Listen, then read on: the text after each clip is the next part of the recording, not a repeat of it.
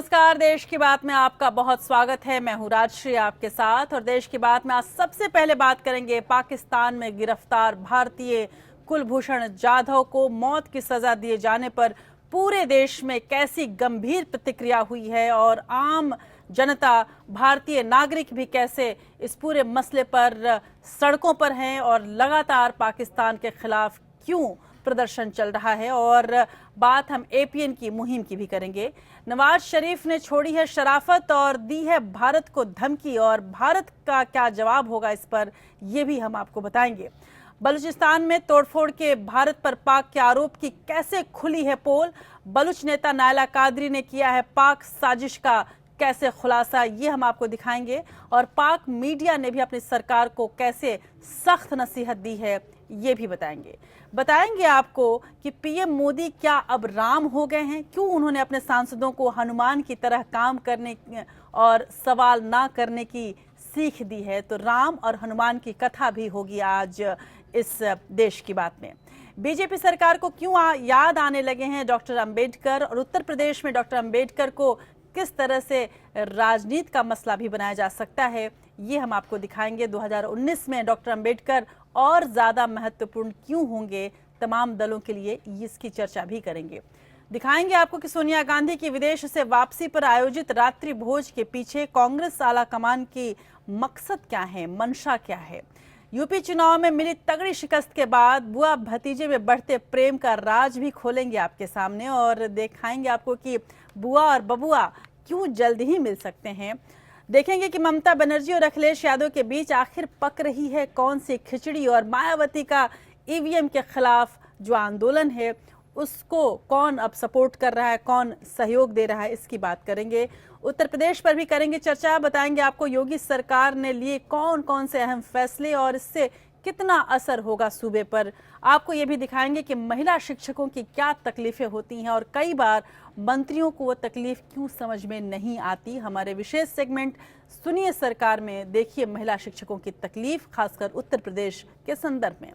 दिल्ली में भी नगर निगम चुनाव की सरगर्मियों की तस्वीरें आपको हम दिखाते रहे हैं और आज भी क्या कुछ रहा ये दिखाएंगे। आम आदमी पार्टी के दल बदल किस पार्टी में कर रहे हैं घुसपैठ, ये बताएंगे आपको। और दिल्ली के बाद चलेंगे पंजाब, जहां छात्रों पर बरसी हैं पुलिस की लाठियां। बताएंगे कि सुप्रीम कोर्ट में 3 तलाक पर क्या कुछ रहा और क्या कहा है केंद्र सरकार ने। देश प्रदेश के बाद नजर हम डालेंगे अंतर्राष्ट्रीय खबरों पर। जंगी जहाज भेजने पर उत्तरी कोरिया ने अमेरिका को कैसे आंखें दिखाई हैं और इसका कितना असर पड़ेगा वैश्विक राजनीति पर, इसकी चर्चा करेंगे।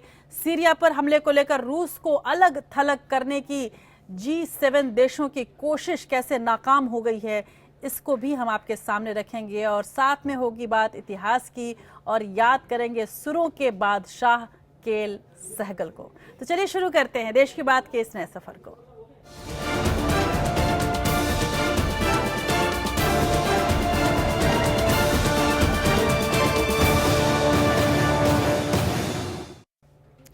पाकिस्तान की जेल में बंद भारतीय कुलभूषण जाधव को पाकिस्तानी आर्मी कोर्ट द्वारा मौत की सजा सुनाए जाने के बाद भारत में फैसले का जबरदस्त विरोध हो रहा है। कुलभूषण के समर्थन में देश में जगह जगह प्रदर्शन हो रहे हैं। वहीं केंद्र सरकार ने संसद के दोनों सदनों में साफ किया कि जाधव के खिलाफ कोई जासूसी के सबूत नहीं है।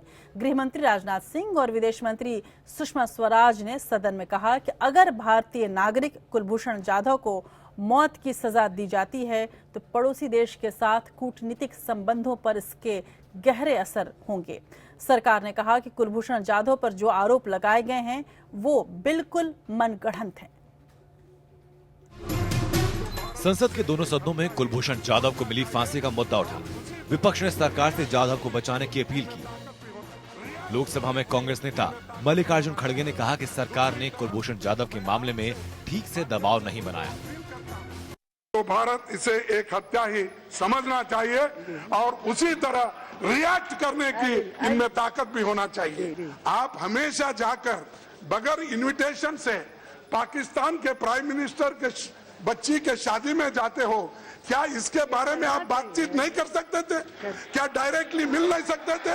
इसको बचाने की कोशिश करना चाहिए, और इनको अगर नहीं बचाएंगे मैं ये समझूंगा ये सरकार की कमजोरी होगी और भारत की कमजोरी होगी। ये बात बिल्कुल सही है कि 13 मर्तबा हमने कोशिश की, काउंसलर सर्विस को उन्होंने नहीं दिया। पाकिस्तान की मिलिट्री अदालत एक अदालत नहीं है बल्कि एक बनाना अदालत है, जहां पर बगैर किसी एविडेंस के, बगैर किसी प्रूफ के उन्होंने फैसला दिया है। तो मैं सरकार से इस बात का मुतालबा करता हूं कि आपके पास बहुत बड़ी ताकत है, आपके पास इन्फ्लुएंस है, आप उसका इस्तेमाल क्यों नहीं कर रहे? गृह मंत्री राजनाथ सिंह ने विपक्ष को जवाब दिया। उन्होंने कहा कि जाधव के पास भारत का वैलिड वीजा था, ऐसे में उनके जासूस होने का सवाल ही नहीं। सरकार उन्हें बचाने का हर संभव प्रयास करेगी। बिजनेस के सिलसिले में ही वो तेहरान और शाहबार अक्सर आया जाया करते थे। मार्च 2016 में अध्यक्ष महोदय पाकिस्तान की सिक्योरिटी एजेंसीज के द्वारा उन्हें किडनैप कर लिया गया है, और सदन को मैं आश्वस्त करना चाहता हूं, चाहे इसके लिए जो भी करना पड़े भारत सरकार वक्त करेगी, और कुलभूषण जाधव के साथ न्याय होगा। अध्यक्ष महोदय, इतना मैं सदन को आश्वस्त करना चाहता हूं। राज्यसभा में कांग्रेस नेता गुलाम नबी आजाद ने कुलभूषण जाधव के मुद्दे पर सरकार को पहल करने की अपील की। उन्होंने कहा कि भारतीय नागरिक होने के नाते जाधव को बचाने की हमारी जिम्मेदारी है। गुलाम नबी के बयान पर विदेश मंत्री सुषमा स्वराज ने कहा कि कुलभूषण जाधव पूरे देश का बेटा है और ये मुद्दा पक्ष विपक्ष का नहीं, उन्हें हर कीमत पर बचाया जाएगा। पर ये पूरे देश, सरकार और विपक्ष का नहीं है, पूरे भारत का मसला है कि कुलभूषण जाधव जी को जिस तरह से एक सोची समझी स्कीम के तहत इसमें फंसाया गया है, हिंदुस्तान को नीचे दिखाने के लिए और पूरी दुनिया में हमारी छवि को खराब करने के लिए। इस पूरे केस में इसको बचाने के लिए जो भी करना पड़ेगा आउट ऑफ द वे जाके हम लोग करेंगे। हम लोग बिल्कुल संपर्क में है। ये विषय पूरे, अब वो केवल अपने माता पिता का बेटा नहीं है, वो पूरे हिंदुस्तान का बेटा है, और हिंदुस्तान के इस बेटे को बचाने के लिए सुप्रीम कोर्ट की अपील या अच्छा वकील खड़ा करना तो बहुत छोटी बात है भाईजान। हम लोग प्रेसिडेंट तक भी जो बात करनी वो भी करेंगे, और किसी ना किसी तरह से इस जाधव को बचाने का काम करेंगे। पाकिस्तान के आर्मी कोर्ट ने भारत के पूर्व नेवी ऑफिसर कुलभूषण जाधव को फांसी की सजा सुनाई थी। इस पर भारत सरकार ने पाक हाई कमिश्नर अब्दुल बासित को तलब किया। सरकार ने पाकिस्तान से कहा कि अगर जाधव को फांसी होती है तो इसे सोची समझी हत्या माना जाएगा। Bureau report, APM। उधर कुलभूषण जाधव की फांसी को लेकर दिल्ली में जब मीडिया ने पाकिस्तानी हाई कमिश्नर अब्दुल बासित से सवाल किया तो वो बिना कोई जवाब दिए मुस्कुराते हुए निकल गए। उनकी हंसी साफ बता रही है कि जाधव की फांसी पर भारत के विरोध का पाकिस्तान पर सीधे तौर पर कोई असर होता नहीं दिख रहा है, लेकिन पाकिस्तान के अंदर बेहद खलबली है। इन तस्वीरों में आप देख रहे हैं कि मीडिया किस तरह से बासित को चारों तरफ से घेरने की कोशिश कर रही थी, लेकिन बासित ने कुछ भी बोले बिना चले जाना ज्यादा उचित समझा।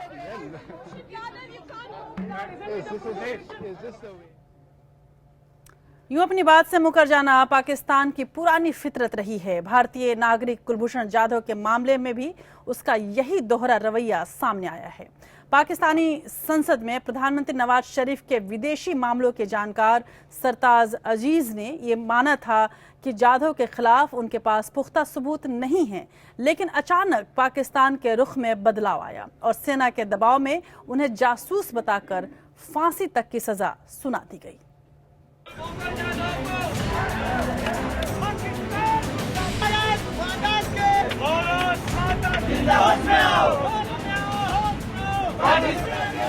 पाकिस्तान के फंदे से कुलभूषण जाधव को बचाने के लिए पूरा देश एक है। जाधव की रिहाई के लिए जगह जगह प्रदर्शन हो रहे हैं। लोग पाकिस्तान के खिलाफ नारेबाजी कर रहे हैं और सरकार से जाधव की सुरक्षित रिहाई की मांग कर रहे हैं।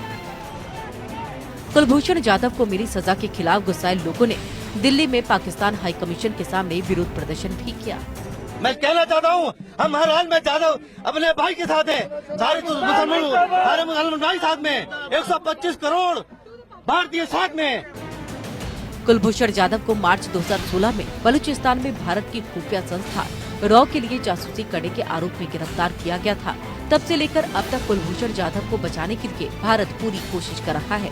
भारत ने कई बार काउंसलर एक्सेस की मांग की, लेकिन पाकिस्तान ने हर बार नकार दिया। सभी अंतर्राष्ट्रीय रिवायतों को दरकिनार करते हुए कुलभूषण जाधव को भारतीय दूतावास अधिकारियों से मिलने की इजाजत नहीं दी गई। प्रधानमंत्री नवाज शरीफ के विदेशी मामलों के सलाहकार सरताज अजीज ने पिछले साल पाकिस्तानी सैनिक को बताया था कि जाधव के खिलाफ पुख्ता सबूत नहीं है, इसलिए सरकार इस मामले पर डोजियर को पूरा नहीं कर पा रही। लेकिन पाकिस्तानी सेना के खौफ के चलते बाद में उन्हें अपना बयान पलटना पड़ा। जो फॉरेन अफेयर्स एडवाइजर हैं प्राइम मिनिस्टर के सरताज अजीज, तकरीबन 3-4 महीने उन्होंने अपने सेनेट में कहा कि कुलभूषण के खिलाफ किसी प्रकार का कोई सबूत नहीं मिला। 24 घंटे के अंदर अंदर पाकिस्तान की मिलिट्री और ISIS ने उनके ऊपर इतना प्रेशर डाला कि उन्होंने अपनी स्टेटमेंट कुछ बदली कर दिया। पाकिस्तान ने पिछले साल एक वीडियो जारी किया था जिसमें कुलभूषण को भारतीय जासूस साबित करने की कोशिश की गई थी। हालांकि भारत ने इस वीडियो को फर्जी कहते हुए खारिज कर दिया था। साइबर विशेषज्ञों के मुताबिक करीब 6 मिनट के इस वीडियो में 105 कट थे। वीडियो देखकर ऐसा लग रहा था कि जाधव अपना बयान कहीं देखकर पढ़ रहे हैं। इसके अलावा इस वीडियो को अलग अलग एंगल से कैमरे और लाइटिंग अरेंजमेंट कर इस तरह से शूट किया गया है कि ये कबूलनामा कम बल्कि किसी इंटरव्यू की तरह ज्यादा लगता है। रक्षा विशेषज्ञों का मानना है कि जाधव को फांसी देने के बहाने पाकिस्तान भारत को ब्लैकमेल करना चाहता है, जैसी कोशिश वो हमेशा करता आया है। ये एक तरह का आप देखना, ये एक बार्गेनिंग चिप के तरह इसको इस्तेमाल करेंगे। हम बिल्कुल बिना कंडीशंस के उनके रिलीज के लिए हमको डिमांड रखना होगा। पाकिस्तान में ईरान के राजदूत भी दावे को 100% झूठ बता चुके हैं कि कुलभूषण जाधव रॉ के जासूस थे। दरअसल बिजनेस के सिलसिले में जाधव का ईरान के चाबहार लगातार आना जाना था और खबरों के मुताबिक यही से पाकिस्तान खुफिया एजेंसी ISI ने उनका अपहरण किया। भारत इस मामले को हेग की अंतर्राष्ट्रीय अपराध अदालत में उठा सकता है, लेकिन ये पाकिस्तान के साथ आपसी रिश्तों को अंतर्राष्ट्रीय दखल से दूर रखने की भारतीय नीति से मेल नहीं खाता, इसलिए ऐसा होने के आसार कम हैं। पाकिस्तानी सेना के कानून के तहत आए इस फैसले पर 90 दिनों के भीतर अमल होना तय है, लिहाजा भारत के पास वक्त काफी कम और काम ज्यादा है। Bureau report APN।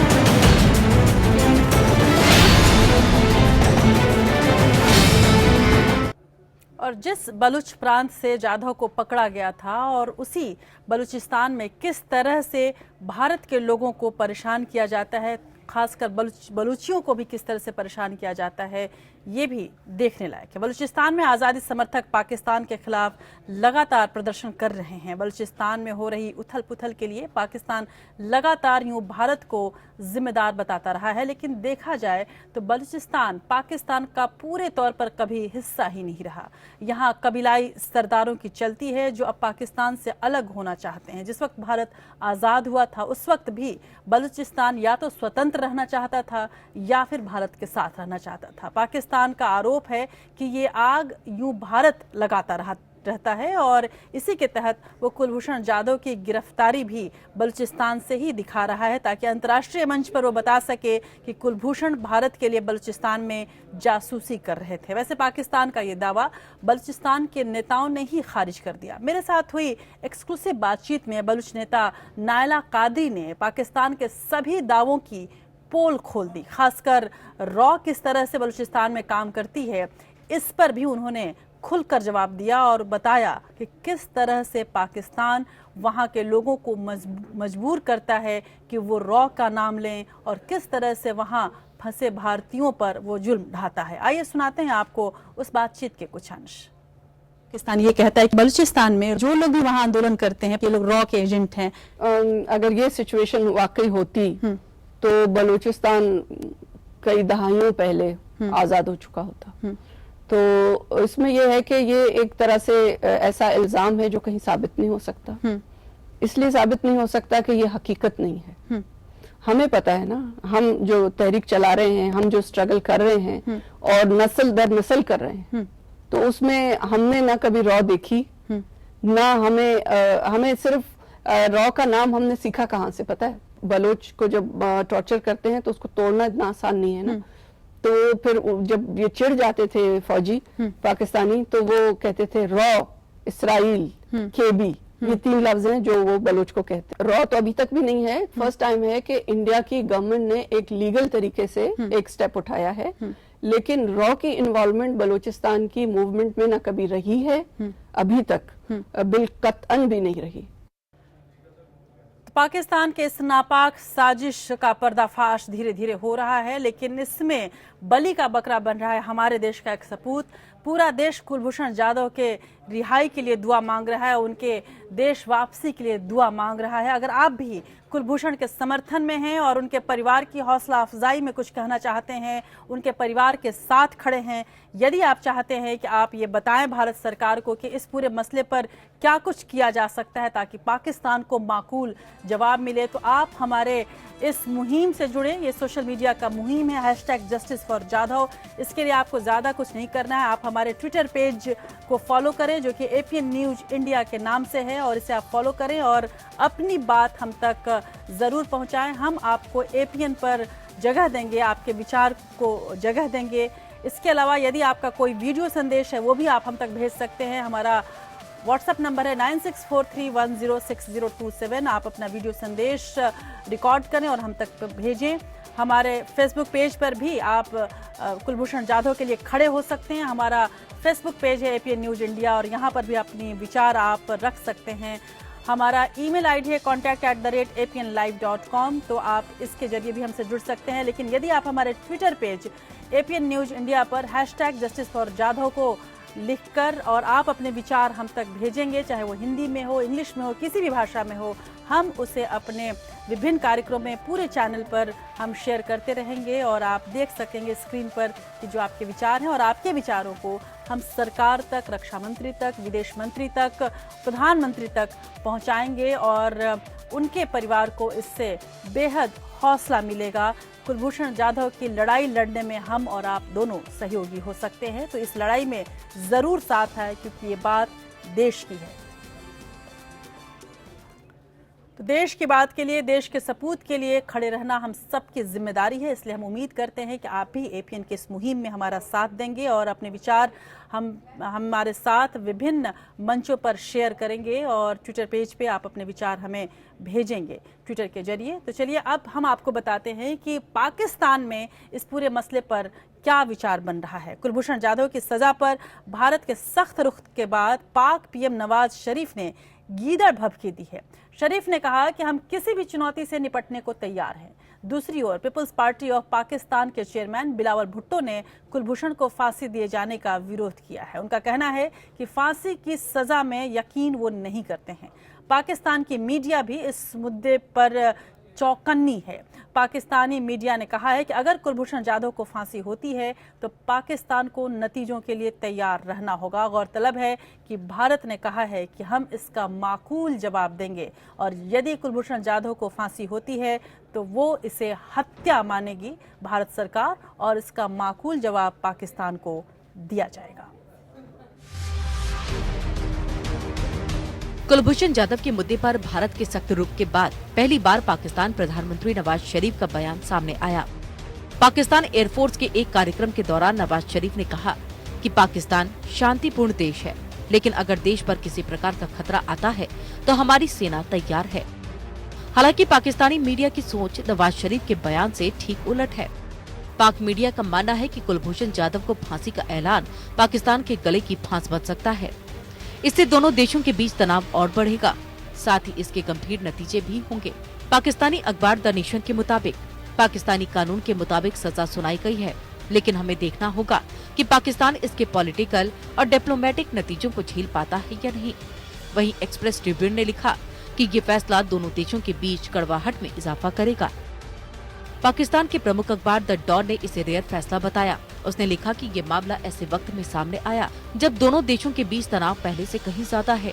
अखबार के मुताबिक भारत इस पर सख्त प्रतिक्रिया देगा। हमें भारत के जवाबी हमले के लिए तैयार रहना होगा। भारत को अंतर्राष्ट्रीय स्तर पर जवाब देने की जरूरत है।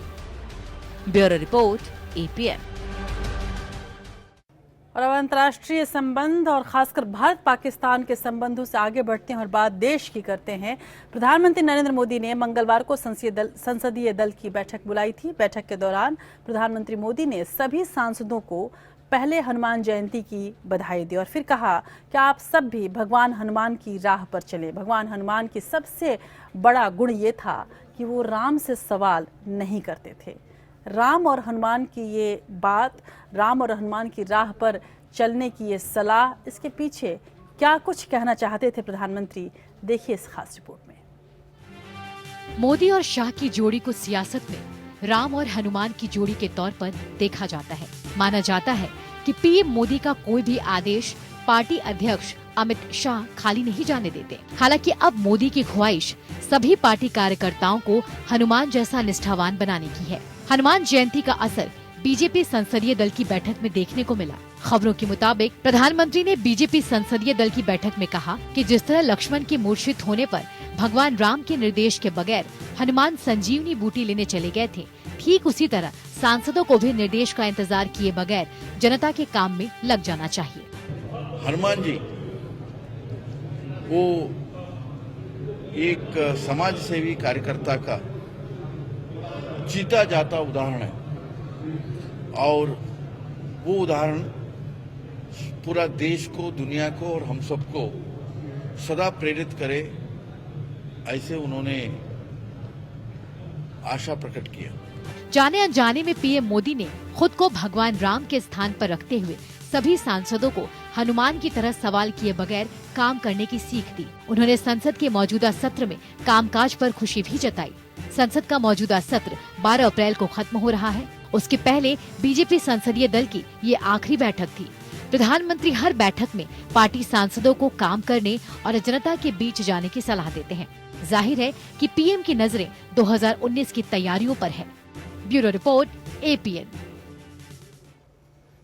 तो बीजेपी की राजनीति बहुत हद तक राम तक घूमती रही है और राम जब जहां है वहां हनुमान का जिक्र होना जाहिर सी बात है कि ज़रूरी है। उधर हनुमान के अलावा कुछ और प्रतीकों को भी याद किया गया, कुछ और जयंतियों की भी बधाई दी गई है। लखनऊ में योगी आदित्यनाथ के ट्विटर हैंडल से मंगलवार को हजरत अली के जन्मदिन की बधाई दी गई। हनुमान जयंती की तो बधाई दी गई ही, लेकिन उसके अलावा हजरत अली के जन्मदिन की बधाई देने से जाहिर सी बात है कि तमाम सोशल मीडिया पर तरह तरह के सवाल, तरह तरह के बातें उभरने लगी और कई यूजर्स ने तो उनसे ट्वीट करके पूछा कि योगी जी आप ये क्या कर रहे हैं। वहीं कई लोग उनके इस ट्वीट का विरोध करते हुए भी दिखे और एक यूजर ने तो ये भी लिखा कि जीतने के बाद क्या आप मौलाना बन गए हैं। सेक्युलर वाला रोग योगी जी को भी लग गया है। बहरहाल इसे उत्तर प्रदेश की राजनीति में और खासकर योगी आदित्यनाथ के संदर्भ में एक सुखद बदलाव तो कहा ही जा सकता है। लेकिन बदलाव की राजनीति की सबसे बड़ी खूबी यही है कि वोट बैंक के लिए समय समय पर उसके नायक बदल जाते हैं। राजनीतिक दल अपनी सुविधा के हिसाब से देश के नायकों पर अपनी दावेदारी जताते रहते हैं। भारतीय जनगणना 2011 के अनुसार देश की जनसंख्या में लगभग 16.6% आबादी दलितों की है। ऐसे में भीमराव अंबेडकर हमेशा से संदर्भ में बने रहते हैं और सभी राजनीतिक दलों की जरूरत भी वो बन गए हैं। और वोट बैंक के इर्द गिर्द घूमने वाली चुनावी राजनीति ने धीरे धीरे अंबेडकर को एक ऐसा प्रतीक बना दिया है जिसका समय समय पर सभी राजनीतिक दल अपना होने का दावा करते हैं। 2019 चुनाव के मद्देनजर यूपी की बीजेपी सरकार ने घोषणा की है कि अब से 14 अप्रैल यानी अंबेडकर जयंती पर स्कूलों में बच्चों को बाबा साहेब के बारे में जानकारी दी जाएगी और बाबा साहेब के जीवन वृतांत को किताबों में शामिल भी किया जाएगा। और 14 अप्रैल को राष्ट्रीय छुट्टी जिस तरह से घोषित हुई है उसी तरह से राज्य में भी ये छुट्टी के तौर पर रहेगा। लेकिन बच्चों को बाबा साहब अम्बेडकर के लिए हमेशा जागरूक किया जाएगा। और इसे क्या समझा जाए, बीएसपी के प्रतीक पर बीजेपी का दावा या फिर नजर कहीं और है, देखिए इस खास रिपोर्ट में।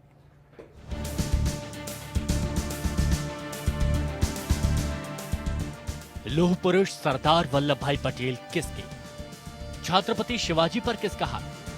इन सवालों के बीच साल 2016 में दो ऐसी घटनाएं सामने आई जिसने मोदी सरकार की सियासी रणनीति की झलक दिखाई दी। दिल्ली में प्रधानमंत्री नरेंद्र मोदी पूर्व प्रधानमंत्री इंदिरा गांधी की पुण्यतिथि पर उनके स्मारक पर श्रद्धांजलि देने नहीं पहुंचे, लेकिन देश के पहले गृह मंत्री सरदार पटेल की जयंती जोर शोर से मनाई गई और इनसे जुड़े आयोजनों में पीएम मोदी ने भी हिस्सा लिया। और फिर मुंबई में मोदी की मौजूदगी में बीजेपी के देवेंद्र फडणवीस ने विशालकाय एलईडी टीवी पर छत्रपति शिवाजी की तस्वीर को बैकड्रॉप में रखकर महाराष्ट्र के मुख्यमंत्री पद की शपथ ली। इन सभी आयोजनों के जरिए मोदी सरकार ने उस विरासत पर अपना दावा पेश किया जिसे कांग्रेस और शिवसेना अपनी यूएसपी बताती रही है। 2014 आम चुनाव के ऐतिहासिक नतीजों के बाद बीजेपी पर लगातार विरासत की सियासत करने का आरोप लगता रहा है। सरदार पटेल की विशालकाय प्रतिमा से लेकर छत्रपति शिवाजी के स्मारक तक हर कदम को राजनीतिक चश्मे से देखते हुए वोटों की तराजू पर तौला गया। और फिर 2019 चुनावों को लेकर तर्कश बांधे जा रहे हैं। हाल ही में बीजेपी सरकार ने घोषणा की कि अब 14 अप्रैल यानी अंबेडकर जयंती पर स्कूलों में बच्चों को बाबा साहेब के बारे में जानकारी दी जाएगी और बाबा साहेब के जीवन वृत्तांत को किताबों में शामिल भी किया जाएगा। वाजिब है, संविधान निर्माता बाबा साहेब भीमराव अंबेडकर के बारे में, उनके जीवन संघर्ष के बारे में युवा पीढ़ी को सिखाया जाना चाहिए। लेकिन इस मुहिम के मायने और गहरे हैं, क्योंकि इससे पहले बीजेपी को बाबा साहेब इतनी शिद्दत से कभी याद नहीं आए। सवाल यहाँ ये भी है कि देश की महान विभूतियों को जाति या धर्म विशेष से जोड़कर देखना, पार्टी के हिसाब से बांट लेना कहाँ तक जायज है? क्या सत्ता लाभ के लिए ऐसा करना हमारी संस्कृति, हमारी परंपरा को ठेस नहीं पहुंचाता? अनंत त्यागी, एपीएन। तो उधर कांग्रेस मोदी के सामने प्रबल चुनौती पेश करने की भी हर संभव कोशिश कर रही है। राम हनुमान के सामने किस तरह की चुनौती खड़ी करना चाहती है कांग्रेस, ये देखना दिलचस्प है। अध्यक्ष सोनिया गांधी के विदेश में उपचार के बाद भारत लौटने के उपलक्ष्य में देश वापसी के बाद उन्होंने पार्टी के बड़े नेताओं को डिनर पर आमंत्रित किया है। इस अनौपचारिक मुलाकात में हालिया चुनाव में मिली करारी शिकस्त और भावी रणनीति पर भी चर्चा होनी संभव है। सोनिया गांधी की सेहत का कांग्रेस की सेहत से करीबी रिश्ता है। सोनिया की सेहत क्या खराब हुई? 5 विधानसभा चुनावों में यूपी उत्तराखंड में कांग्रेस पानी मांगने को मोहताज हो गई। जिन राज्यों में सबसे बड़ी पार्टी बनकर उभरी, वहां भी वक्त पर फैसला नहीं लेने से जीती हुई बाजी पार्टी हार गई। यही नहीं, उसके बाद कई बड़े नेताओं ने सीधे तो कई ने घुमा फिराकर पार्टी नेतृत्व पर ठीकरा फोड़ दिया। साथ ही ये भी कहते रहे कि इस हार के लिए राहुल गांधी जिम्मेवार नहीं है। इन लोगों में खुद दिग्विजय सिंह, मणिशंकर अय्यर, पी चिदम्बरम, हंसराज भारद्वाज, जनार्दन द्विवेदी समेत कई नेता कभी खुलकर तो कभी बुदबुदाकर या मुस्किया कर आला कमान पर तीर छोड़ते रहे। वहीं राहुल गांधी ऐसे स्थित प्रज्ञ नेता की तरह नजर आए जिस पर कोई असर पड़ा ही ना हो और प्रदर्शन मैच खेलकर थक गए हों। लेकिन मोदी के कांग्रेस मुक्त भारत अभियान के बढ़ते दायरे से कांग्रेसी नेताओं के माथे पर चिंता की लकीरें बढ़ती जा रही हैं। वहीं पार्टी के भावी अध्यक्ष के सामने मुंह खोलने की हिमाकत कोई करना नहीं चाहता। इसलिए सब इशारों ही इशारों में सोनिया के सामने हार पर अपनी अपनी राय इस अंदाज में रखेंगे कि 10 जनपद को बुरा न लगे और वो समझ भी जाए। समस्या यहाँ फिर पुत्र मोह की है। प्रियंका को आगे लाने का मतलब है राहुल की छवि को ग्रहण लगाना। राहुल के लिए सोनिया का दुराग्रह ही पार्टी के पतन की वजह माना जा रहा है। हालात ये है कि 10 साल तक देश और देश से ज्यादा प्रदेशों में शासन करने के बाद आज कमोवेश सभी बड़े राज्य कांग्रेस मुक्त होते जा रहे हैं। कांग्रेस को जिंदा रखने के लिए भी क्षेत्रीय दलों की बैसाखी की जरूरत है। लेकिन क्षेत्रीय दलों के नेता अपनी महत्वाकांक्षाओं और सियासी वजूद के मद्देनजर ही महागठबंधन में शामिल होने को तैयार होंगे। मायावती और सीताराम येचुरी को राज्यसभा में अपने लिए जगह भी चाहिए। वहीं 2019 के लिए ममता बनर्जी और नीतीश कुमार प्रधानमंत्री पद के प्रबल दावेदार हैं। इसलिए नीतीश को एनडीए से पुराना प्रेम अक्सर शायर बना देता है और कांग्रेस पिटक जाती है। आज की तारीख तक कांग्रेस अपने युवराज के होते हुए किसी भी दावेदार को गठबंधन का अगुवा बनाने को तैयार नहीं है। शरद पवार की बीजेपी से लड़ने की इच्छा पर हमेशा शंका के बादल मंडराते रहे हैं। बीजेपी से नाराज कुछ घटक दल जरूर यूपी और महागठबंधन में शामिल हो सकते हैं, वो भी तब जब बहुत चतुराई से ताना बाना बुना जाए। सोनिया गांधी को समझदारी के साथ बताया जाएगा कि पार्टी को पंचमढ़ी शिविर में उपजे चिंतन को स्वीकार कर गठबंधन की राजनीति करनी चाहिए। लेकिन एक बात तय है कि अपनी कमजोरियों को भी अपनी ताकत बना लेने वाले और कुशल वक्ता नरेंद्र मोदी के सामने टिक सकने की ताकत रखने वाले नेता की कांग्रेस और महागठबंधन को जरूरत है, जो फिलहाल दूर दूर तक नजर नहीं आ रहा है। Bureau report, APN. तो जहां कांग्रेस अपना घर ठीक करने में लगी है, वहीं नए राजनीतिक तालमेल और समीकरणों को लेकर भी कवायद तेज हो गई है। यूपी चुनाव में करारी हार के बाद अब समाजवादी पार्टी और बीएसपी साथ आ सकते हैं। जी हां, आपको सुनकर आश्चर्य होगा, लेकिन सूत्रों के मुताबिक सपा अध्यक्ष अखिलेश यादव की पहल पर जल्द ही उनकी मायावती से मुलाकात होगी और फिर गठबंधन के रास्ते भी तलाशे जाएंगे।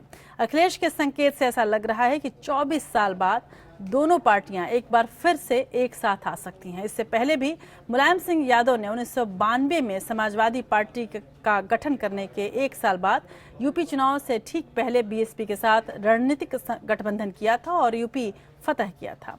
अगर उन्हें 2019 लोकसभा चुनाव में बीजेपी के तूफान को रोकना है तो समाजवादी पार्टी को मायावती के साथ गठबंधन करना ही होगा, ऐसा अखिलेश यादव को लगता है। ऐसे में बहुत संभावनाएं हैं कि बुआ और बबुआ साथ आ जाएं।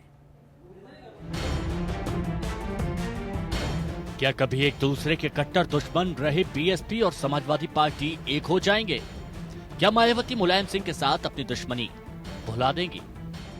क्या दोनों मिलकर 2019 का लोकसभा चुनाव लड़ेंगे? अगर सूत्रों की माने तो ऐसा जल्द हो सकता है।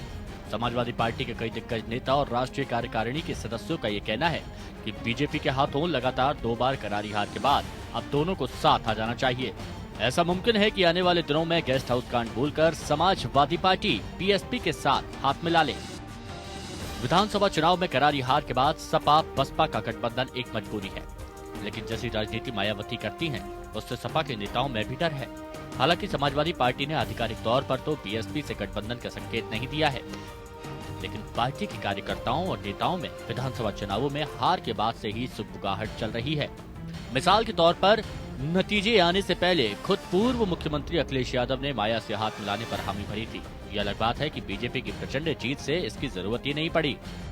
कई ने सवाल हमसे किया है, आपने अभी तक गठबंधन को लेकर जो हमारे जितने भी सवाल हैं स्पष्ट जवाब नहीं दिया है, तो क्या ये माना जाए कि आप संभावना से इनकार नहीं कर रहे हैं, जरूरत पड़ेगी जिससे मिलेगा साथ लेंगे? मैं अभी भी कहना चाहता हूं, मेरा मानना है कि समाजवादी पार्टी को किसान, महिलाओं ने और नौजवानों ने समर्थन दिया है। बीजेपी कोई काम नहीं बता पाई है। परिस्थितियां क्या बनेंगी वो तो वोट के बाद पता लगेगा, खुल जाएगा। समाजवादी और कांग्रेस दोनों ही को अच्छी सीटें जीतना नहीं, अकेले ही सरकार बनाएंगे। हाँ, अगर सरकार के लिए जरूरत पड़ेगी तो देखिए, कोई नहीं चाहेगा कि उत्तर प्रदेश में राष्ट्रपति शासन लागू हो, बीजेपी रिमोट कंट्रोल से उत्तर प्रदेश को चलाए, तो ये तो कोई नहीं चाहेगा। अगर आने वाले दिनों में इस गठबंधन की बात उठती है तो उसमें सबसे बड़ी रुकावट 1995 का गेस्ट हाउस कांड होगा। योगी आदित्यनाथ को यूपी का सीएम बनने के बाद से ही सपा बसपा गठबंधन के कयास लगाए जाने लगे हैं, क्योंकि विधानसभा चुनावों में करारी हार के बाद मायावती की राज्यसभा सदस्यता खत्म होने जा रही है। इसलिए सपा मायावती को राज्यसभा में भेजने के लिए सहयोग कर सकती है, जो दोनों के बीच गठबंधन का पहला कदम हो सकता है। Bureau report, APN. उधर सपा प्रमुख अखिलेश यादव ने सोमवार को दिल्ली में ममता बनर्जी से भी मुलाकात की है। खबरों के मुताबिक दोनों के बीच नए गठबंधन को लेकर बातचीत हुई है। ये मुलाकात 2019 के लोकसभा चुनाव में बीजेपी को रोकने की रणनीति का अहम हिस्सा हो सकती है, यदि ये दोनों एक होते हैं। इससे पहले अखिलेश यादव बिहार के मुख्यमंत्री नीतीश कुमार से भी मिल चुके हैं, हालांकि वहां पर बात कुछ हद तक आगे नहीं बढ़ी। ममता बनर्जी सोमवार को पीएम नरेंद्र मोदी से मिलने दिल्ली आई थी और इसी बीच अखिलेश उनसे मिलने पहुंचे। अखिलेश यादव यूपी चुनाव में मिली हार के बाद अब बीजेपी के खिलाफ नया गठबंधन बनाने की कोशिश में लगे हुए हैं।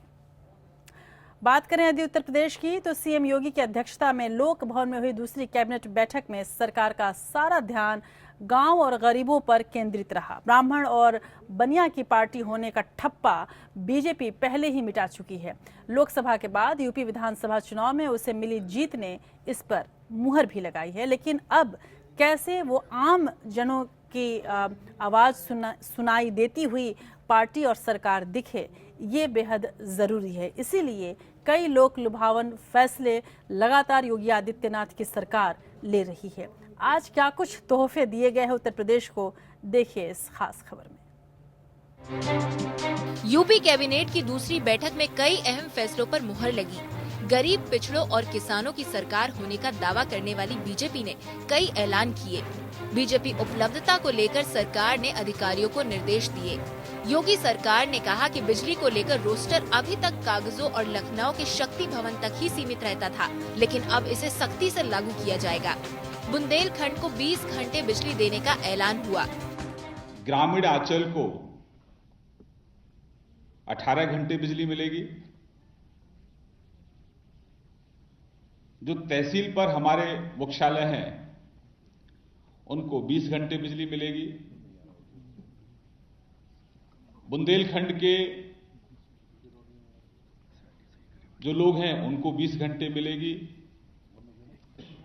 और जिला जो मुख्यालय है हमारे वहां 24 घंटे बिजली मिलेगी। ज्यादा शिकायतें आई और टेक्निकल फॉल्ट नहीं है, लापरवाही है तो अधिकारियों के खिलाफ कार्रवाई होगी। योगी सरकार ने किसानों के हित में एक और फैसला लिया। खराब होने पर ग्रामीण क्षेत्रों में 48 घंटे में, जबकि शहरी क्षेत्रों में 24 घंटे के अंदर ट्रांसफार्मर बदला जाएगा। इसके अलावा गरीब किसानों की मदद के लिए सरकार ने आलू खरीद को हरी झंडी दिखाई। किसानों ने 487 रुपए प्रति क्विंटल की दर से आलू की खरीद होगी। गन्ना किसानों के भुगतान के लिए सख्त दिशा निर्देश जारी किए गए। गन्ना किसान का पहले का भुगतान 120 दिन के अंदर और वर्तमान भुगतान 14 दिनों के अंदर देने को कहा गया।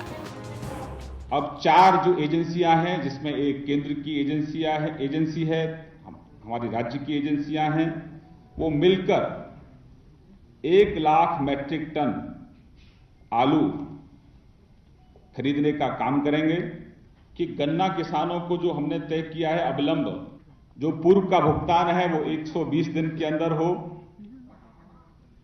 और वर्तमान जो उनका भुगतान है वो 14 दिन के अंदर हो। 14 अप्रैल को यूपी सरकार केंद्र के साथ पावर फॉर ऑल मिशन के तहत करार करेगी। इसके अंतर्गत 2019 से पहले हर गांव में बिजली पहुंचाने का लक्ष्य है। साथ ही 15 जून तक राज्यों की सड़कों को गड्ढा मुक्त बनाने के लिए 85,943 सड़कों को चिन्हित किया गया है। सरकार ने प्राधिकरणों में भ्रष्टाचार की जांच की बात कही है। इसके अंतर्गत पारदर्शिता और सुशासन के लिए कैग या कोई भी एजेंसी ऑडिट करना चाहती है तो उसे अनुमति दी जाएगी। अनामिका सिंह, एपीएन, लखनऊ। और इस बीच उत्तर प्रदेश से ही खबर आ रही है कि समाज कल्याण विभाग की बैठक भी खत्म हो गई है और इसमें वृद्धा पेंशन को बढ़ाने पर विचार किया गया और जल्द ही इसमें जुड़ी हुई कुछ शुभ सूचना आ सकती है। अभी वृद्धा पेंशन 400 रुपये दिया जाता है और इसे बढ़ाने की सरकार कोशिश कर रही है। अब हम बात करते हैं अपने स्पेशल सेगमेंट सुनिए सरकार के तहत। एपीएन आज कई तरह के मुद्दे उठाता रहेगा और आज इस मुद्दे में शामिल है एक खास मुद्दा जिस पर आम तौर पर नजर नहीं जाती। जी हाँ, हमने आज उठाया है शिक्षा का मुद्दा और शिक्षा से जुड़े शिक्षकों का मुद्दा।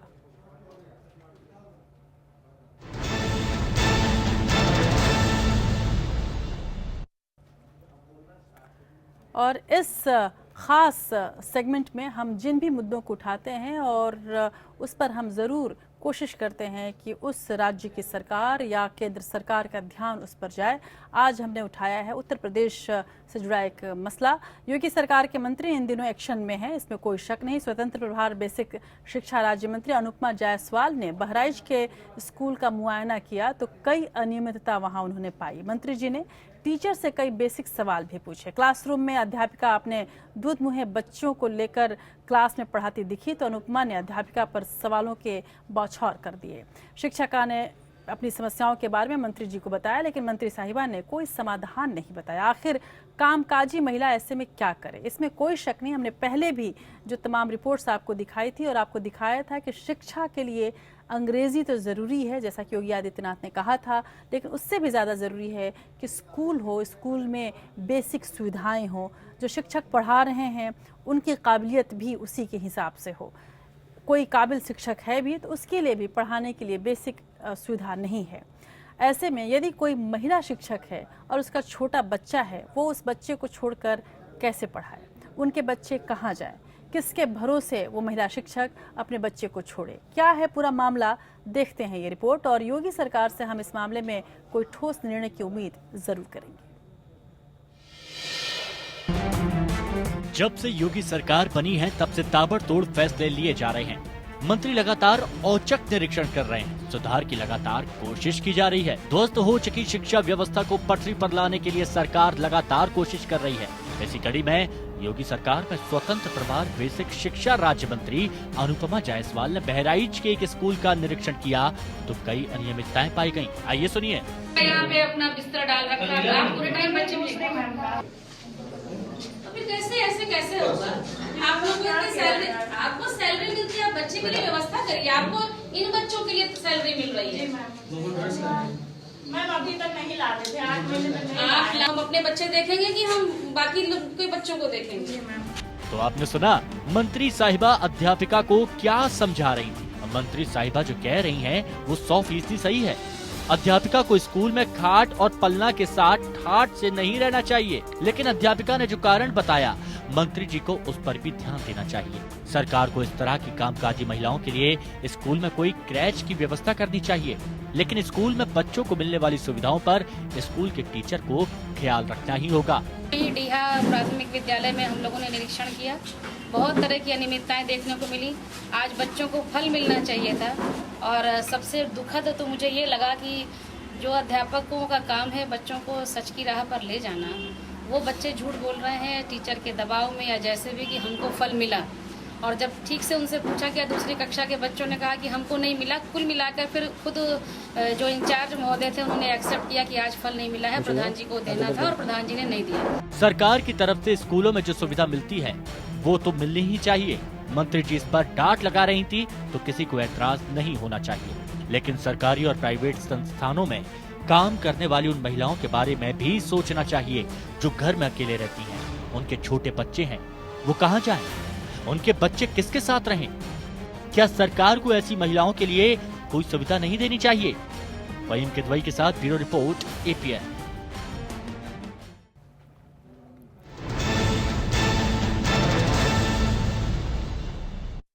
और अब देखते हैं नेशनल टॉप 5 खबरें।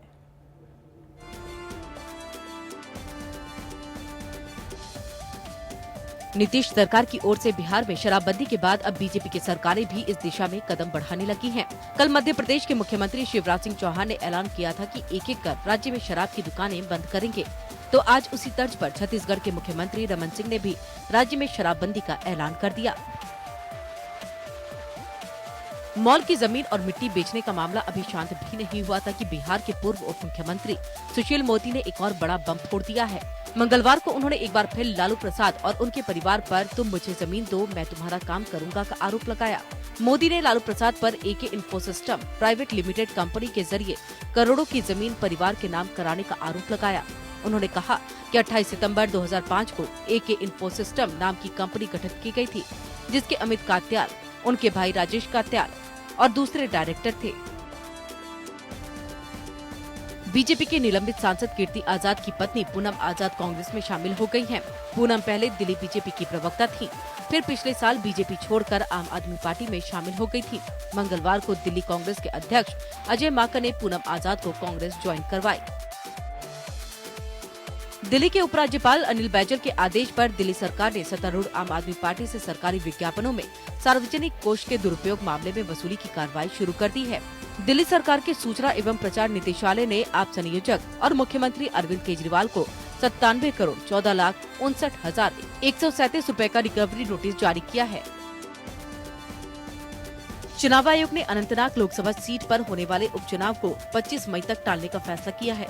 चुनाव आयोग का कहना है कि जम्मू कश्मीर सरकार से प्राप्त सूचना के अनुसार चुनाव के लिए राज्य में कानून व्यवस्था अनुकूल नहीं है। पहले यहां उपचुनाव 12 अप्रैल को होना था।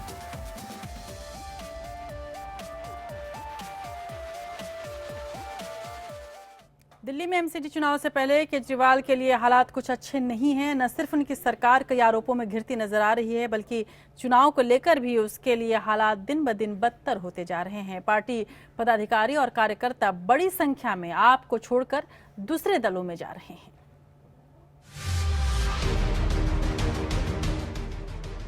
दिल्ली नगर निगम चुनाव से पहले आम आदमी पार्टी को एक और झटका लगा।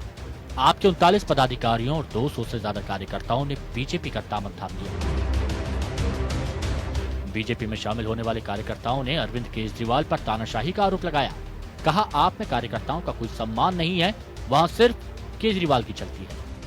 सर बीजेपी एक तो वहाँ हमें सबसे ज्यादा घुटन महसूस होने लगी, अपमान सा होने लगा, कार्यकर्ताओं को जो है ना मान सम्मान नहीं मिल रहा, काम मतलब जो काम करना चाह रहे थे वो मन की बात नहीं रही। आप तो राष्ट्रीय कार्यकारिणी के सदस्य थे, फिर भी अपमान, फिर भी कोई सुना ही नहीं है वहाँ। मेन वन मैन पार्टी होगी है, जो केजरीवाल जी ने कह दिया वही को, और किसी की कोई सुनाई नहीं। इस दौरान बीजेपी के राष्ट्रीय उपाध्यक्ष और दिल्ली प्रभारी श्याम जाजू ने एमसीडी में पार्टी के 5 उम्मीदवारों के नामांकन रद्द होने के बाद इन जगहों से चुनाव लड़ रहे दूसरे उम्मीदवारों को समर्थन देने का ऐलान किया। श्याम जाजू ने कहा कि छोटे मोटे कारणों से जो नामांकन रद्द हुए हैं उसकी लड़ाई बीजेपी कोर्ट में लड़ रही है। हमने चुनाव आयोग पर सवाल नहीं उठाया है, वहां पर काम करने वाले आरओज इन्होंने जो टेक्निकल रीजन देकर हमारे उम्मीदवारों का रिजेक्शन किया है उसके बारे में हमारी शिकायत है, वो लड़ाई हम अपनी लड़ेंगे। हमने इस चुनाव में पर्यायी उम्मीदवारों का समर्थन किया है और वो हमारे समर्थन से जीतेंगे। बस आम आदमी पार्टी में भ्रष्टाचार है, महिलाओं की इज्जत सेफ नहीं है, क्योंकि मैंने पंजाब में ये देखा था। मैं पंजाब में 1 महीना बठिंडा में मैंने काम किया। अभी जो इलेक्शन थे उसमें जो दिनेश मोहनिया जी हैं और एमएलए, उन्होंने महिलाओं के साथ में बहुत बुरा सलूक किया। 272 पार्षदों वाली एमसीडी का चुनाव एक चरण में पूरा होगा। 23 अप्रैल को मतदान होगा और 26 अप्रैल को नतीजे आएंगे। योगेश सोमकुमार, एपीएन, दिल्ली। पंजाब यूनिवर्सिटी में फीस बढ़ोतरी को लेकर छात्र संगठनों और विश्वविद्यालय प्रशासन के बीच पिछले 10 दिनों से लगातार टकराव जारी हैं। मंगलवार को कई छात्र संगठनों ने कुलपति के दफ्तर के सामने विरोध प्रदर्शन किया। छात्र कुलपति से बात करने और ज्ञापन देने की मांग कर रहे थे, जिसके बाद यूनिवर्सिटी के सुरक्षा गार्डों और चंडीगढ़ पुलिस के जवानों ने उन्हें रोकने की कोशिश की। इस दौरान छात्रों और सुरक्षा कर्मियों के बीच झड़प हुई। छात्रों को तितर बितर करने के लिए पुलिस ने पानी की बौछार और आंसू गैस और लाठी चार्ज तक का इस्तेमाल किया। छात्रों ने कुलपति के दफ्तर में जमकर तोड़फोड़ की और फीस वृद्धि को लेकर अपनी नाराजगी जताई। पंजाब विश्वविद्यालय में एमबीए में जहां पिछले साल फीस सिर्फ 9,400 रुपये थी, तो वह बढ़कर 1 लाख रुपए हो गई है। एमटेक में फीस 16,000 रुपये थी, जो अब बढ़कर 35,000 रुपये हो गई है।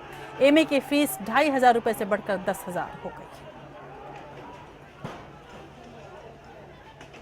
सुप्रीम कोर्ट से खबर लेते हैं। केंद्र ने सुप्रीम कोर्ट से कहा है कि 3 तलाक, निकाह, हलाला और बहुविवाह मुस्लिम महिलाओं के सामाजिक स्तर और गरिमा को प्रभावित करते हैं, उन्हें संविधान में दिए गए मूल अधिकारों से वंचित करते हैं।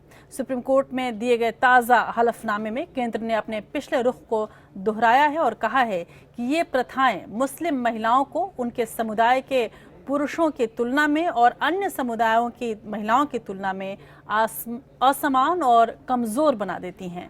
सरकार ने कोर्ट में कहा कि भारत की आबादी में मुस्लिम महिलाओं की हिस्सेदारी 8% है। देश की आबादी सामाजिक और आर्थिक तौर पर कमजोर है। सरकार ने साफ किया है कि महिलाओं के सम्मान से कोई समझौता नहीं किया जा सकता। केंद्र ने अपनी दलील में यह भी कहा कि लैंगिक असमानता का बाकी समुदाय पर दूरगामी असर होता है, यह बराबर की साझेदारी को रोकती है। इससे पहले all India Muslim personal law board ने सुप्रीम कोर्ट से कहा था कि मुसलमानों में प्रचलित 3 तलाक, निकाह, हलाला और बहुविवाह की प्रथाओं को चुनौती देने वाली याचिकाएं विचार योग्य नहीं हैं, क्योंकि ये मुद्दे न्यायपालिका के दायरे में आते ही नहीं। उसने कहा कि याचिकाओं में उठाए गए मुद्दे विधायी दायरे में आते हैं और चूंकि तलाक निजी प्रकृति का मुद्दा है, इसलिए उसे मौलिक अधिकारों के तहत लाकर लागू नहीं किया जा सकता। सतलुज यमुना लिंक के मामले पर सुप्रीम कोर्ट ने पंजाब सरकार को झटका देते हुए सुनवाई टालने की अपील को खारिज कर दिया है। पंजाब सरकार की तरफ से तर्क दिया गया था कि राज्य में अभी नई सरकार है और अभी लॉ ऑफिसर की नियुक्ति नहीं की गई है, जिसके चलते सुप्रीम कोर्ट में 12 अप्रैल को होने वाली सुनवाई को टाल दिया जाए। सुप्रीम कोर्ट ने पंजाब सरकार की मांग को खारिज करते हुए कहा कि मामले की सुनवाई तय की गई तारीख पर ही होगी। अंतर्राष्ट्रीय खबरों में बात सीरिया की। सीरिया को लेकर रूस और अमेरिका आमने सामने हैं। रूस जहां खुलकर सीरिया की मदद कर रहा है, वहीं अमेरिका राष्ट्रपति असद को सत्ता से हटाना चाहता है। व्हाइट हाउस ने कहा है कि अगर सीरिया दोबारा केमिकल अटैक करता है तो अमेरिका और फिर सीरिया पर हमले के लिए मजबूर हो जाएगा और रूस को भी वो करारा जवाब देगा। अमेरिका ने गृह युद्ध से पीड़ित सीरिया पर और हमलों से इनकार नहीं किया है। व्हाइट हाउस के प्रवक्ता ने कहा कि अगर सीरियाई सरकार की ओर से निर्दोष लोगों पर फिर से रासायनिक हमला किया जाता है तो अमेरिका चुप नहीं बैठेगा और सीरिया पर और हमले करेगा। सीरियाई सेना की तरफ से इदबिल प्रांत में केमिकल अटैक के बाद अमेरिका ने उसके रवैये ठिकानों पर 59 टॉमहॉक मिसाइलें दागी थीं। अमेरिका समेत पश्चिमी देशों ने केमिकल अटैक के लिए सीरियाई राष्ट्रपति बशर अल असद को जिम्मेदार ठहराया था। खबरों के मुताबिक एक सीनियर अमेरिकी अधिकारी ने तस्दीक की है कि रूस का एक ड्रोन खान शेखुन शहर के एक अस्पताल के ऊपर उड़ता हुआ नजर आया था। हमले के बाद जिस समय लोग डॉक्टरी सहायता हासिल करने की कोशिश कर रहे थे, उसी समय ये ड्रोन शहर में स्थित अस्पताल के ऊपर उड़ता दिखा। कुछ घंटों के बाद एक विमान ने इस अस्पताल पर बम गिराया। अमेरिका का मानना है कि रासायनिक हमले की असलियत पर पर्दा डालने के बाद बम गिराया गया। सीरिया में हुए इस केमिकल हमले में 100 से ज्यादा लोगों की जान चली गई, जबकि 400 से ज्यादा लोग घायल हो गए थे। इसके बाद अमेरिका ने हमला कर सीरिया के फ्यूलिंग ऑपरेशन और हवाई ठिकानों को नष्ट कर दिया था। सीरिया में चल रहे गृह युद्ध को लेकर के रूस और अमेरिका आमने सामने हैं। Bureau report, APN। उधर कोरियाई प्रायद्वीप में जंगी जहाज भेजने के अमेरिका के फैसले से उत्तर कोरिया उखड़ गया है। उसने फैसले को गलत बताते हुए चेतावनी दी है कि अगर तनाव बढ़ता है तो वो अमेरिका से दो हाथ करने को तैयार है। अमेरिका ने 9 अप्रैल को कार्ल विन्सन स्ट्राइक ग्रुप को कोरियाई प्रायद्वीप में भेजा था। इस ग्रुप में Nimitz class aircraft, USS Carl Vinson जहाज, एक कैरियर विंग, 2 मिसाइल डिस्ट्रॉयर और एक गाइडेड मिसाइल क्रूजर शामिल हैं। अमेरिका के कदम पर उत्तर कोरिया ने कहा है कि अमेरिका का जहाज भेजने का फैसला जल्दबाजी में उठाया गया कदम है। वो हमारी सीमाओं में घुसने की कोशिश कर रहा है, जिसे हम कतई बर्दाश्त नहीं करेंगे।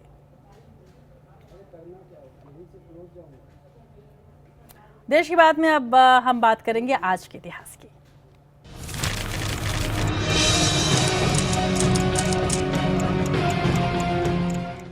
11 अप्रैल 1972 में तत्कालीन सोवियत संघ ने भूमिगत परमाणु परीक्षण कर दुनिया को चौंका दिया था। 11 अप्रैल 1964 में भारतीय कम्युनिस्ट पार्टी 2 हिस्सों में विभाजित हो गई थी। मुख्य पार्टी को भारतीय कम्युनिस्ट पार्टी कहा जाता है और विभाजित हुई दूसरी पार्टी का नाम कम्युनिस्ट पार्टी मार्क्सवादी रखा गया। 11 अप्रैल 1968 में अमेरिका के राष्ट्रपति जॉनसन ने सिविल राइट एक्ट पर हस्ताक्षर किए थे और 11 अप्रैल 1977 में भारत के प्रसिद्ध साहित्यकार फणीश्वर नाथ रेणु का निधन हुआ था। 11 अप्रैल 1997 में केंद्र में 10 महीने पुरानी HD देवेगौड़ा सरकार विश्वास प्रस्ताव हार गई थी और 11 अप्रैल 2011 में भारतीय मूल की अमेरिकी लेखिका झुम्पा लहरी को उनकी पहली रचना इंटरप्रेटर ऑफ मेलोडीज के लिए पुलित्जर पुरस्कार दिया गया था। और आज हम याद कर रहे हैं हिंदी सिनेमा के एक ऐसे महानायक को जिनकी गायन शैली का असर मुकेश और किशोर कुमार जैसे बड़े गायकों पर भी पड़ा। हम बात कर रहे हैं कुंदन लाल सहगल की, जिनका आज जन्मदिन है। जम्मू में नवा शहर के KL सहगल ने संगीत की औपचारिक शिक्षा नहीं ली थी। शुरू से उनका परिचय एक सूफी संत ने कराया। पढ़ाई बीच में छोड़नी पड़ी।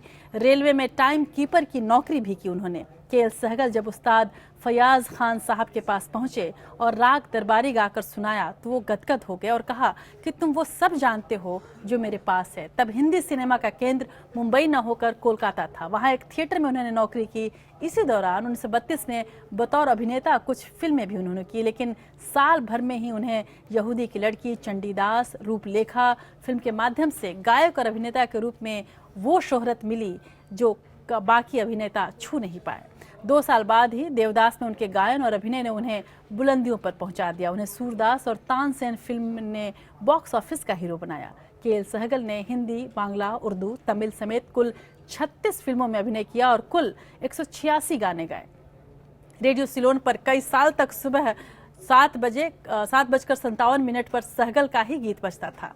बाबुल मोरा, जब दिल ही टूट गया, ऐसे गीत हैं जो आज की पीढ़ी को भी सम्मोहित करते हैं। KL सहगल को याद करते हुए आज बस इतना ही। नमस्कार।